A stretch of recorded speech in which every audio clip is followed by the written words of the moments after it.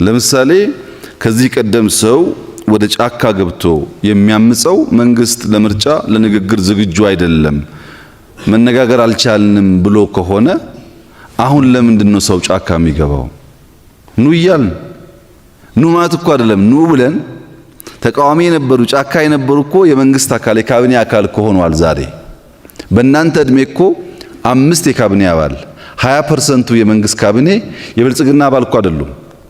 3 ተቃዋሚዎች ናቸው፣ 2 ደግሞ የፓርቲ አባል አይደሉም። 20% የፓርቲያችን አባል ሳይሆን ሚኒስቴር መሆን ከቻለ እነዚያ ሰዎች ሐሳብ ካላቸው ጭንቅላት ካላቸው መስራት ከቻሉ ህዝብ ካሳመኑ ምንም መሆን ይችላሉ ማለት ነው።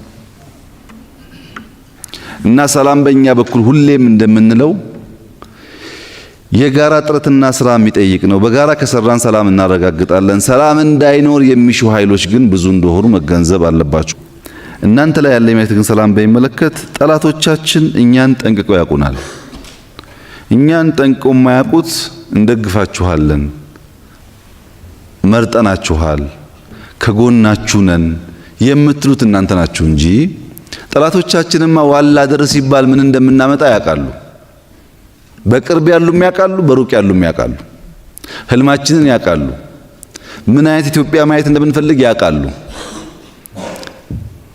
የተዘናጋው በውስጡ ክፋት የሌለው ደግፋለሁ ብሎ የሚያስበው ግን ደግሞ በደንብ እያስተዋለ እያየ ያልሆነው ማህበረሰብ እንጂ ጠላቶች መንገዳችን ወዴት እንደሆነ ያውቃሉ።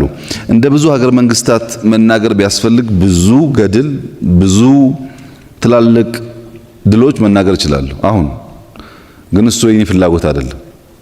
ያን የሚያውቁ ሰዎች ናቸው ተፍጨርጭረው ጉዟችን እንዲደናቀፍ የሚፈልጉት። ለዚህ ደግሞ የሚጠቀሙት አንዱ እናንተም እንዳላችሁት ሚዲያ ነው። ሚዲያ ምንድን ነው? ሚዲያ ሰዎች አልሰሙም፣ አላዩም፣ አላወቁም እናሳውቅበት ብለው የሚጠቀሙበት መሳሪያ አይደለም እኮ። አድዋ የሚባል ፕሮጀክት ቀርቶ አዲስ አበባን ባለፉት 10 ዓመታት ያላየ ሰው እኮ ነው ስለ አድዋ የሚነግራችሁ። እዚህ ተቀምጣችሁ የምትሰሙት ሰውዬ እኮ ምንም አድዋን ቀርቶ አዲስ አበባን አያውቃትም። መጥቶ ማያውቅ ምን እንደተሰራ ማያውቅ ሰው ሌላ ቦታ ሆኖ ስለ አድዋና አዲስ አበባ ለእናንተ መልሶ መንገር ይፈልጋል። ይሄ እኮ ንቀት ነው። ታውቀዋለህ ወይ አይተኸዋል ወይ የት ነበርክ ብሎ የሚጠይቅ ሰው ባለመኖሩ ስለ ጉዳዩ ጥልቅ እውቀት የሌላቸው ሰዎች ግንዛቤ የሌላቸው ሰዎች ናቸው እየነገሩን የሚውሉት። እና አንድ ወዳጄ ስለ ሚዲያ ሲነግረኝ አንድ ግቢ ውስጥ የታሰረ ውሻ አለ። ይሄ የታሰረ ውሻ መኪና ሲያልፍ ሲያገድም ይጮሃል። ታስሯል፣ መታሰሩን ያውቃል፣ ግን ይጮሃል። እና አንድ ውሻ ከጎረቤት ይመጣና ምንድነው እንዲህ የሚያስጮህ መኪና ባለፈ ቁጥር? አንተ ታስረሃል፣ ሰንሰለት አለ፣ ልታቆመው አትችልም መኪናውን። በተደጋጋሚ ግን ሲያልፍ ትጮሃለህ። ምን እያደረክ ነው ብሎ ሲጠይቀው አይ እኔ እኮ መኪናውን ማቆም እንደማልችልም አውቃለሁ። መኪናውን ለማቆም አይደለም የምጮኸው እኔ ዋናው ያሰሩኝ ሰዎች ስራ እየሰራው መሆኑን አውቀው አጥንት እንዲጥሉልኝ የምጮኸው እንጂ መኪናውን ለማቆም አይደለም። እነዚህ ሚዲያዎች አጥንት ለሚጥሉላቸው ሰዎች ነው የሚጮሁት፣ ለእናንተ አይደለም። ካልጮሁ አድዋም ይሁን ማንኛውም ስራ ካላራከሱ የዕለት ጉርስ የላቸው። ለዕለት ጉርሳቸው ነው የሚጮሁት። እኛ ምናልባት ተባባሪ ሆነን ሊሆን ይችላል። ከዚሁ ጋር ተያይዞ ታሪክ ፈረሰ የሚል ነገር አንስታችኋል። የማን ታሪክ ነው የፈረሰው? ማንስ ነው የማንን ታሪክ የሚያፈርሰው? መጀመሪያ የኢትዮጵያ ታሪክ የሁላችን ነው የሁላችን አይደለም? የሁላችን ከሆነ ኢትዮጵያዊነት ያፈርሰዋል ነው ወይስ አንዳንዶቻችን ባለ ታሪክ አንዳንዶቻችን ደግሞ ታሪኩ የማይመለከተነን ማለት ነው? ቤተ መንግስት የሚያፈርስ የአድዋን ታሪክ የሚያፈርሰው አደን ለምንድን ነው? የሱ ታሪክ እኮ ነው። ተመስገን ለምን ያፈርሰዋል? ታሪኩ እኮ ነው። ማን ነው ባለቤት ሆኖ ጠበቃ ሆኖ እንዳታፈርሱ እያለን ያለው ማን ነው? ታሪኩ የሁላችን ከሆነ የሁላችን ኩራት ከሆነ የምንጠብቀው የምናደምቀው እንጂ የምናፈርስበት ምክንያት የለም። የአድዋ ሙዚየም ዋና ጠቀሜታ በየጊዜው የማይሰረዝ የማይደለስ እውነተኛ ታሪክ ማስቀመጥ ነው። ለትውልድ የመጣው ሰው በፈለገው መንገድ የሚገልጸው ሳይሆን በማስረጃ በሰነድ የሚታይ የሚጨበጥ ሆኖ መማር ማወቅ የፈለገ ሰው ሄዶ የሚያየው የሚዳስሰው እንዲሆን ነው ጥቅሙ። በእኔ እምነት የአድዋ ድልና የአድዋ ሙዚየም ለኢትዮጵያ ሲያንስባት እንጂ ሲበዛ አይደለም። እዛ ውስጥ ነው ሀገር የሚታየው፣ ታሪካችን ውስጥ ነው ሀገራችን የሚያዩት። መጥተው አዲስ አበባ ከዚህ ቀደም እንግዳ ሲመጣ ካለማጋነን ነው የምነግራችሁ፣ ለአንድ ሰዓት እንደ መንግስት መውሰድ የምንችልበት ቦታ አልነበረንም። ማክሲመም ሸራተን ነው። ሌላ ምንም ነገር የለም አዲስ አበባ ውስጥ ይሄን ተመልከት ሊባል የሚያስችል አንድ ነገር የለውም። ዛሬ ግን ለሁለት ቀን ለሶስት ቀን ከመጡ መጨረስ አንችልም። እነግራቸዋለን። ማየት ከፈለጋቸው 4 ቀን 5 ቀን ፕሮግራም ያስፈልጋቸዋል። በአንድ ቀን ስለማያልቅ ስራው ማለት ነው። ወጣም ሲባል እንደዚሁ ብዙ የሚታይ ነገር አለ።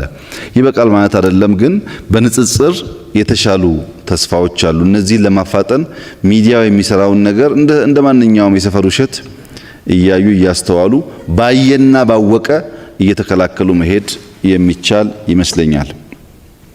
ምግብ በሚመለከት ወንድሜ እንዳነሳው የኛ የአድዋ ድል ሙሉ የሚሆነው ልመና ስናቆም ብቻ ነው። ስንዴ እየለመን ነፃ ነኝ የሚል ነገር ነፃ መንግስት አለኝ በካርዴ መርጬው ነው አይሰራም። ከልመና ነፃ ለመውጣት አንዱ መንገድ ቅድም ወንድሜ እንዳነሳው በተለይ አዲስ አበባ ላይ የከተማ እርሻ ጥሩ ጅማሮ አለ። ሌማት በጣም ተስፋ ሰጪ ጅማሮ ነው። ዶሮ ማምረት በጣም አዲስ አበባ ላይ ይቻላል። አየሩ ይመቻል። በየቤቱ ዶሮ ቢመረት እንቁላል ዋጋ ይቀንሳል፣ የስጋ ዋጋ ይቀንሳል። ስንዴና እንቁላል ስንዴና ስጋ ካለ ደግሞ ምግብ አለ ማለት ነው። ስንዴ እያደገ ነው፣ ጥያቄ የለውም። ስንዴ የላችሁም የሚሉን አካላት ብስጭት ስላለባቸው ነው። በአፍሪካ አንደኛው የስንዴ አምራች ዛሬ ኢትዮጵያ ናት። ጥያቄ የለውም። ይሄ ፋክት ስለሆነ ማለት ነው። አልነበርንም፣ አሁን አንደኛ ነን። አንደኛ ብቻ ሳይሆን ሁለተኛ ያለውን ኦልሞስት እጥፍ እየበለጥን ነው። ለምንድነው ከተመረተ የማይታየው የሚል ጥያቄ ትክክል ነው። አትርሱ 120 ሚሊዮን ህዝብ ነው። 2-3 ሚሊዮን ቢሆን ኖሮ አስቡት ተማሪ ብቻ ስንት እንደምንመግብ። ተማሪ እኮ 6-7 ሚሊዮን ተማሪ በቀን ሁለቴ እንመግባለን። 6 ሚሊዮን ተማሪ ማለት አንዳንድ አፍሪካ ሀገር ቢሆን 100% ፖፑሌሽኑ ይበላል ማለት ነው። የኛ ብዛት ጥቅም እንዳለው ሁሉ የራሱ የሆነ ደግሞ ቻሌንጂንግ ነገር አለው። ግን ከተማ ውስጥ ሌማት ላይ የከተማ እርሻ ላይ ብንሰራ በጣም አዋጭ ነው። እንዳለው ወንድሜ አንድ ሄጄ ነበር። ቤቱ በጣም የሚገርም ስራ ነው የሚሰራው። ሌላም አሮጊት ወደ መገናኛ አካባቢ እንደዚሁ አይቻለሁ። ያ ነገር መስፋት አለበት። ዝም ብሎ አንድ ሰሞን ታይቶ የሚጠፋ መሆን የለበትም። በየቤታችን ያው እዚህ ጓሮን ብታዩ በጣም ብዙ ቦታ አለ። ለጎረቤት ሁሉ እናካፍላለን። በልታችሁ የምታካፍሉ እንድትሆኑ በየአካባቢያችሁ የጓሮ እርሻን ብትሰሩ በጣም ጥሩ ነው። የኑሮ ውድነት በሚመለከት ግን እንደተባለው በዓለም ላይ ያለ ችግር ቢሆንም የኛም በሚመለከት አዲስ አበባ ላይ አንዱ ዋነኛው ችግር ፍልሰት ነው። ፍልሰት ሌላ ቦታ ዝም ብሎ ተከታትሎ ሄዶ በረንዳ እያደሩ ላስቲክ እያነጠፉ መኖር አይቻልም። ምክንያቱም ከተማው መብራት ትላላችሁ፣ ውሃ ትላላችሁ፣ መንገድ ትላላችሁ፣ ትራንስፖርት ትላላችሁ። ሰው ከከተማው አቅም በላይ እየሰፋ ከሄደ ከተማው ሊያስተናግድ አይችልም። አዲስ አበባ ውስጥ ችግሩ ግን ምንድነው? ህገወጥ የላስቲክ ቤቶች ማፍረስ በራሱ እኮ አይቻልም። ህገወጦች ሲፈርስባቸው ወይ ኦርቶዶክስ ናቸው ወይ ኦሮሞ ናቸው ወይ ጴንጤ ናቸው፣ ስም አላቸው የሆነ ነገር። ሌቦች እኮ መንካት አይቻልም። ሌባ ሳይሆን እኔ እንትን ነኝ እምነቴ ብሔሬ ይላል። እናንተ ደግሞ አብራችሁ ትላላችሁ፣ አትጠይቁም። ህገወጥነትን መከላከል የማንችል ከሆነ በቀጣይም አዲስ አበባ ብዙ ችግር ወደ ራሱ እየሳበ ነው። አንደኛ ያምራል፣ ጥያቄ የለውም፣ እያማረ ነው ከተማው። ማንም ደግሞ ያማረ ቦታ ይፈልጋል። ሁለተኛ በኋላ መጣበታለሁ፣ መመገቢያ ማዕከል መፈተሽ አለበት። ጣጣ እያመጣ ነው እሱ ነገር። መጀመሪያ ሐሳቡ ቅንነት ያለበት ነው። አሁን ግን መፈተሽ አለበት። አንደኛ አቅመ ደካሞች ሰርተው ማግኘት የማይችሉ አቅመ ደካሞች ከሆኑ ብቻ። ሁለተኛ ተማሪ ካልሆነ በስተቀር መመገብ ትክክል አይደለም። ምክንያቱም አዲስ አበባ ነፃ ምግብ አለ እያለ ሰው ሁሉ እየመጣ ከተማውን አጨናነቀው። ሐሳቡ ቅንነት ቢኖርበትም ሌላ ችግር ደግሞ አለ። ውሃ የለውም ከተማው፣ መብራት የለውም ከተማው። ሰው እየበዛ ሲሄድ ሊሟላ አይችልም። መመገቢያ ቦታ ማዕከላት መጀመራችን እንዴት ያለ ድንቅ ስራ ነው። ግን ቀን ሰራተኞች ፕሮጀክት እየሰሩ እዛ መጥተው ይበላሉ ምግባቸው። ገንዘባቸውን ቆጥበው እዛ ደግሞ መጥተው ይበላሉ። ይሄ ትክክል አይደለም። ለገንዘቡ ብቻ ሳይሆን ሰነፍ ለማኝ ሰው ያበራክታል። የሰራ ሰርቶም ይበላ የተቸገረውን የሚያግዝ ነው መሆን ያለበት እንጂ ከአሮጊት ጋር እየተጋፋ ጎረምሳ እንዲበላ መፍቀድ ትክክል አይደለም።